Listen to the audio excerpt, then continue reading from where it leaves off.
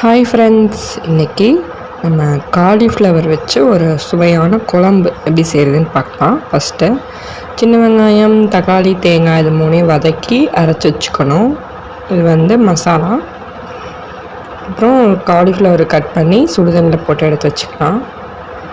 கடாயில் எண்ணெய் ஊற்றி பட்டை, சோம்பு, கிராம்பு இதெல்லாம் தாளித்து விட்டுட்டு இஞ்சி பூண்டு பேஸ்ட்டு இதையும் நல்லா எண்ணெயிலேயே வதக்கி விட்டுடலாம். இந்த ஸ்டேஜில் வெங்காயம் வேணால் போட்டுக்கலாம், நான் போடல. இது கூட மிளகாத்தூள் 1 ஸ்பூன், மல்லித்தூள் 1 ஸ்பூன், கறி மசாலா 1 ஸ்பூன் எல்லாம் சேர்த்து நல்லா எண்ணெயிலே வதக்கி விட்டுட்டு நம்ம வாஷ் பண்ணி வச்சுருக்கிற காலிஃப்ளவரை இதில் சேர்த்திக்கலாம்.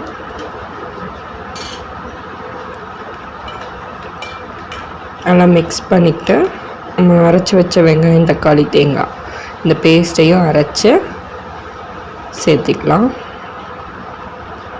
தேவையான அளவு தண்ணி, உங்களுக்கு எவ்வளோ குழம்பு வேணுமோ அவ்வளோ தண்ணி ஊற்றி நல்லா மிக்ஸ் பண்ணி விட்டுருங்க.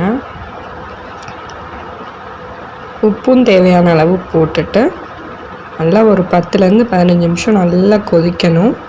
மசாலா வாடை, காலிஃப்ளவர் வேகிறதுக்கு எல்லாத்துக்கும் சேர்த்து பாருங்கள். நல்லா வெந்து குழம்பு நல்லா சுண்டி வந்துருச்சு.